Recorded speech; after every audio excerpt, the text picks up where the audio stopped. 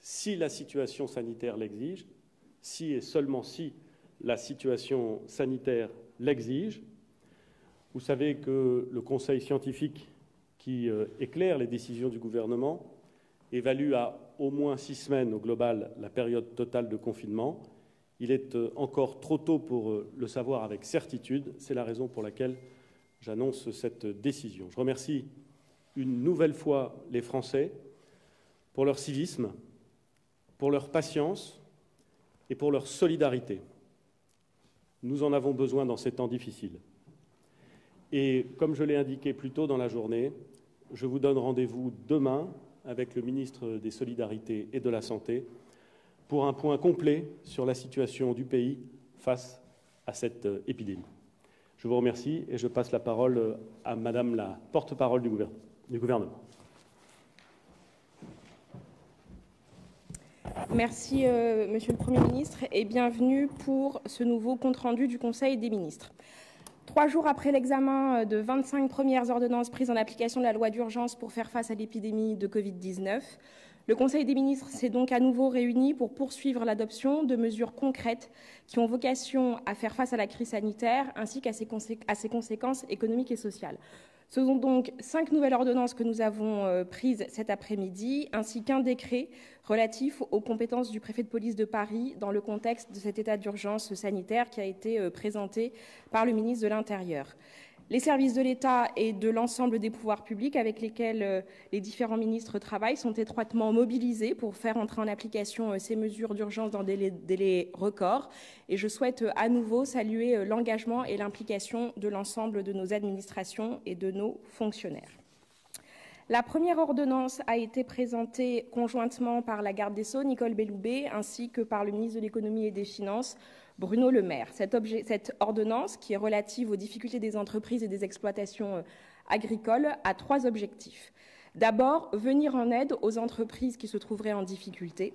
Cette ordonnance cristallise donc au 12 mars 2020 l'appréciation de l'état de cessation de paiement des entreprises. Cela leur permet de bénéficier de mesures préventives comme la conciliation ou la procédure de sauvegarde, même si, évidemment, en raison de l'aggravation de leur situation, elles se trouvaient dans une situation encore plus difficile après cette date. Les entreprises pourront néanmoins continuer à être placées en procédure collective si elles le souhaitent. Dans la mise en œuvre de ces procédures collectives, les temps d'observation sont en quelque sorte prolongés par une suspension du temps judiciaire. L'ordonnance présentée par Nicole Belloubet et Bruno Le Maire avait également vocation à protéger, renforcer encore la protection des salariés dans des entreprises ou des exploitations agricoles en difficulté. C'est ainsi que les mécanismes de garantie des salaires pourront donc être déclenchés sans délai. La garantie de l'AGS jouera, y compris dans des délais où elle ne pourrait plus être mise en œuvre en temps ordinaire. Dans cet objectif de protection des salariés, nous avons également prévu de ne pas les priver de la garantie des salaires, du seul fait que le licenciement n'aurait pas pu intervenir pendant la période d'urgence sanitaire. Troisième objectif de cette ordonnance est également aménager les règles procédurales pour plus de sécurité juridique. L'ordonnance facilite donc l'adaptation de la durée des procédures de conciliation, de sauvegarde ou de redressement à la situation économique qui a été générée par la crise sanitaire. Les délais de mesures d'accompagnement et d'aide des entreprises pourront ainsi, de fait, durer plus longtemps. Cette ordonnance module provisoirement les règles de procédure propres au droit des difficultés des entreprises pour mieux les sécuriser. L'ordonnance précise par ailleurs un certain nombre de dispositions techniques de l'ordonnance pénale qui ont été présentées lors du dernier Conseil des ministres. Le ministre de l'Action et des Comptes publics, Gérald Darmanin, a présenté de son côté une ordonnance qui permet d'assurer la continuité de l'action administrative des établissements publics et de leurs instances collégiales. Elle permet notamment de délibérer de manière dématérialisée et prolonge, le cas échéant, les mandats des membres ou des dirigeants de ces instances au plus tard jusqu'au 30 juin 2020 ou lorsque ce renouvellement implique de procéder à une élection jusqu'au 31 octobre 2020. Le ministre de l'Action et des Comptes publics a en plus présenté une ordonnance conjointement avec la ministre de l'Enseignement supérieur, de la Recherche et de l'Innovation, Frédérique Vidal, une ordonnance relative à l'organisation des examens et des concours pendant la crise sanitaire. Cette ordonnance permet de sécuriser, pendant cette période d'urgence sanitaire, toutes les adaptations nécessaires à apporter aux examens et aux concours qui sont prévus pendant la période, qu'il s'agisse des examens et concours de l'enseignement supérieur ou du recrutement de la fonction publique, et de l'ensemble des voies d'accès au diplôme de l'enseignement supérieur, dont le baccalauréat.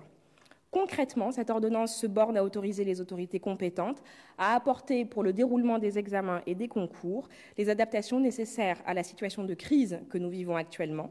Elle ne préjuge en rien du contenu de ces adaptations. Les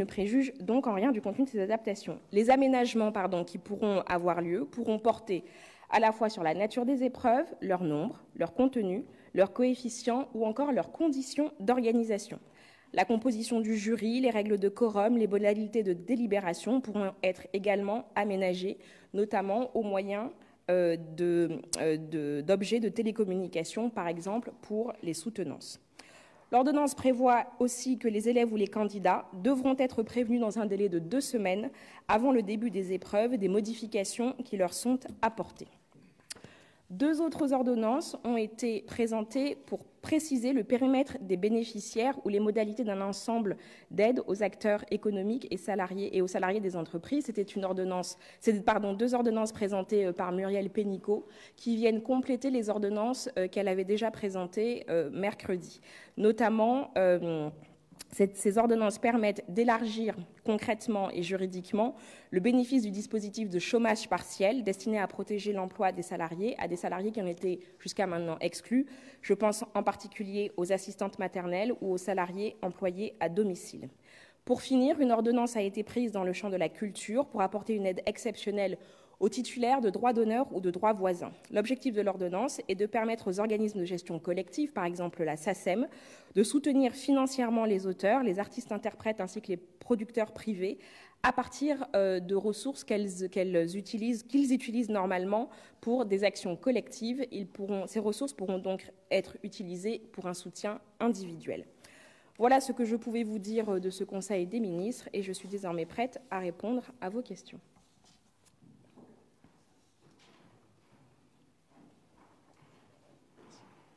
Tardif pour CNews Canal+. J'ai l'honneur d'être le porte-parole de mes confrères pour ce compte-rendu du Conseil des ministres. Première question, le docteur Juvin a appelé ce midi à prendre de grandes décisions dès aujourd'hui, au plus tard demain, pour libérer des lits de réanimation. Il n'y en aura plus en Île-de-France, dit-il, dans les prochaines heures. Nous n'y arriverons que si on transfère des patients d'Île-de-France massivement. Il souhaite un pont aérien ou ferroviaire à la fois en France et en Europe. Est-ce réalisable et est-ce que vous l'étudiez ? Comme vous avez déjà pu le constater, dans le Grand Est, nous avons pris et mis en œuvre toutes les mesures permettant de répondre aux problématiques que vous soulevez. Je pense en particulier aux différents transports sanitaires qui ont été effectués, que ce soit par train, via le dispositif Morphée, dispositif aérien du ministère des Armées, via encore des hélicoptères. Et nous serons évidemment prêts pour toutes les régions de France à ainsi soulager et équilibrer la prise en charge des nombreux patients qui sont aujourd'hui atteints par le Covid-19. Nous avons également pris de nombreuses mesures, en particulier la déprogrammation d'opérations non urgentes, de manière à libérer des lits de réanimation. Nous poursuivons cet effort réalisé de manière à accueillir évidemment tous les patients qui nécessiteront une hospitalisation.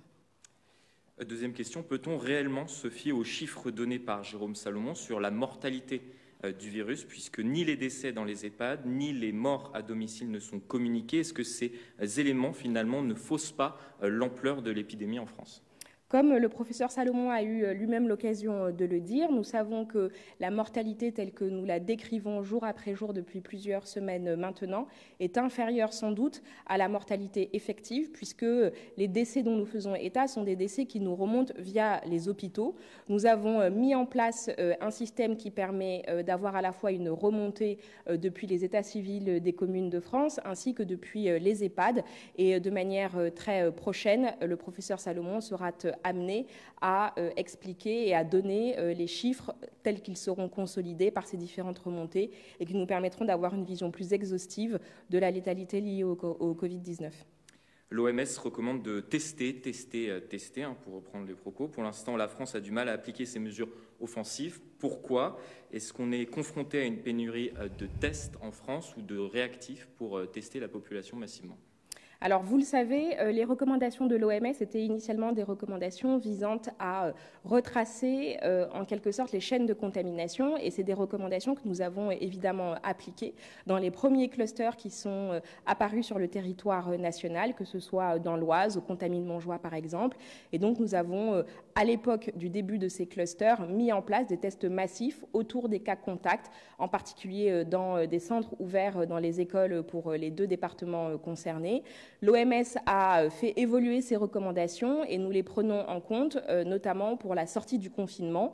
Nous avons, le ministre de la Santé et des Solidarités a eu l'occasion de le dire, pris l'engagement d'augmenter progressivement et rapidement notre capacité à réaliser des tests, qui se montera à près de 30 000 tests de manière très rapide dans les semaines à venir. Et nous sommes évidemment attentifs pour ce qui est de la capacité à les réaliser, à disposer de l'ensemble des outils, que ce soit les outils pour réaliser les tests ou les différents réactifs qui sont nécessaires à la réalisation des tests, dans un contexte évidemment de grande tension mondiale, puisque tout le monde cherche la même chose au même moment dans de nombreux pays à travers le monde. Justement, dans la même veine, Olivier Véran a dit que le gouvernement a commandé 2 millions de tests rapides. Les Espagnols ainsi que les Britanniques ont eux aussi commandé des tests similaires, dits tests rapides, mais certains se sont avérés être peu fiables. Auprès de qui le gouvernement a donc commandé ces tests et comment s'assurer de la fiabilité de ces tests? Évidemment, nous sommes extrêmement attentifs, et ce qui peut expliquer parfois notre prudence vis-à-vis de nouvelles technologies qui sont proposées aux collectivités à travers le monde. Et donc, nous souhaitons évidemment que les tests dont nous disposerons soient des tests qui fonctionnent correctement. Donc, nous sommes très attentifs à cela. Je n'ai malheureusement pas l'information que vous souhaitez avoir sur l'endroit où nous avons commandé ces tests. Donc, je vous invite à vous rapprocher du ministère des Solidarités et de la Santé. Hier, Ursula von der Leyen a annoncé que grâce à la création d'un stock d'équipements médicaux donc européens, qui est une première, je cite, la demande en masques, gants et moyens de protection pouvait être satisfaite au sein donc de l'Union européenne. Pourquoi cela ne semble pas être le cas en France et comment l'expliquer? Vous le savez, le président de la République a beaucoup poussé à ce qu'une solidarité européenne s'organise. Ça a été le cas dans le domaine de la recherche notamment, mais également dans celui des équipements sanitaires. De son côté, la France est évidemment attentive par ses propres moyens à se procurer l'ensemble du matériel, notamment du matériel de production qui est nécessaire. Le ministre des Solidarités et de la Santé, Olivier Véran, a annoncé la commande de plusieurs centaines de millions de masques, commandes qui nous seront livrées. Et dans l'attente de ces commandes, nous sommes évidemment attentifs à la gestion des stocks dont nous disposons actuellement. L'opérateur Orange a géocalisé près de 1,2 million de franciliens qui ont fui Paris et sa région avant ainsi que durant la période de confinement. Vous avez annoncé que cette période allait donc durer 15 jours supplémentaires. Que compte faire le gouvernement de ces chiffres et quelle est l'utilité de ce traçage ? Cela permet de voir comment est-ce que l'épidémie est susceptible d'évoluer au plan national. Il ne s'agit évidemment pas du traçage de données individuelles, mais bien d'avoir une appréciation d'un point de vue global de l'utilisation d'un certain nombre de réseaux tels qu'ils peuvent exister sur l'ensemble du territoire national. Et donc, ce sont des données qui nous permettent d'avoir une vision exhaustive éventuellement de la propagation de l'épidémie sur le territoire national. Donc, lorsque Édouard Philippe explique tout à l'heure que ceux qui ne respectent pas les règles de confinement seront sévèrement punis, vous ne réfléchissez pas à utiliser ces traçages pour pouvoir potentiellement punir les personnes qui n'auraient pas respecté le confinement? Comme je vous l'avais indiqué, il ne s'agit pas de données individuelles, mais bien de données globales qui sont notamment fournies par les opérateurs. Vous le savez également, nous avons très fortement réduit l'offre de transport interurbain, ce qui permet d'atrophier en quelque sorte les déplacements. Et le ministre de l'Intérieur ainsi que son secrétaire d'État ont mis en place des contrôles extrêmement stricts, notamment dans les gares parisiennes, pour que les déplacements ne soient que des déplacements qui sont justifiés pour des motifs familiaux impérieux notamment, ou pour des raisons professionnelles non déplaçables. Une pétition a été mise en ligne après la plainte d'un collectif de plus de 600 médecins contre Édouard Philippe et Agnès Buzyn, les accusant de mensonges d'État. Je cite, ils leur reprochent notamment de ne pas avoir préparé la France à la pandémie alors qu'ils étaient au courant, pour reprendre les propos de l'ancienne ministre des Solidarités et de la Santé parue dans Le Monde. Que leur répondez-vous ? Eh bien, comme nous l'avons toujours dit, nous serons prêts à avoir un exercice de transparence et de répondre à toutes les questions qui nous seront évidemment légitimement posées par l'ensemble de ceux qui se les posent, que ce soit des soignants, des particuliers ou même des organisations politiques. Et donc, vous le savez, il y a un certain nombre de commissions parlementaires qui ont été annoncées, mais je crois qu'il est important aussi dans le temps de la crise que nous soyons concentrés sur la gestion de cette crise et que, évidemment, nous ayons les exercices de transparence qui seront nécessaires à l'issue de cette crise. Pour continuer sur la communication gouvernementale, on sait qu'elle est importante justement en temps de crise. Certains ministres ont une communication erratique ces derniers jours. Le Premier ministre vous a-t-il exhorté ce matin, lorsqu'il a réuni l'ensemble du gouvernement avec cette visioconférence depuis la place Beauvau, de faire preuve de plus de vigilance à ce sujet? Je n'ai pas pour habitude de commenter les réunions de ministres. Très bien. Emmanuel Macron a annoncé qu'il s'était entretenu avec le président américain par téléphone. Nous préparons pour les prochains jours une nouvelle initiative importante. De quoi s'agit-il exactement ? Bien, écoutez, s'agissant d'une initiative qui est en train d'être préparée, je ne peux pas vous donner plus d'éléments à ce sujet. Est-ce qu'on peut en savoir plus concernant l'annonce d'Emmanuel Macron d'un plan massif d'investissement et de revalorisation dans les hôpitaux? Est-ce possible d'avoir des précisions concrètes? Il y a énormément d'attentes de la part du personnel hospitalier qui attendent des actes après les annonces. Vous le savez, le président de la République a fait cette annonce alors qu'il était en déplacement à Mulhouse. Après la crise que nous sommes en train de vivre, il a souhaité que nous puissions renforcer de manière massive les moyens de l'hôpital, également avoir un plan de revalorisation des salaires des personnels soignants. Et donc, le gouvernement travaille à ce plan à l'issue de la crise, mais nous sommes aujourd'hui concentrés dans la gestion de la crise en elle-même. Le président de la République a également annoncé qu'une prime serait versée aux soignants en reconnaissance de l'engagement exceptionnel dont ils font preuve actuellement.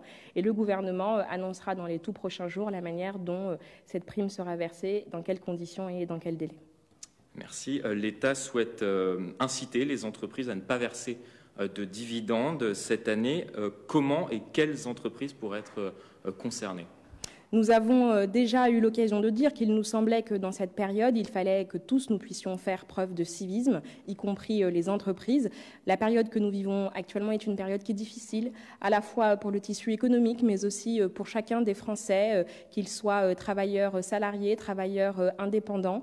Et donc, le ministre de l'Économie et des Finances, Bruno Le Maire, aura l'occasion de présenter aujourd'hui à 19h le dispositif que nous entendons mettre en place sur la question des dividendes. Merci beaucoup.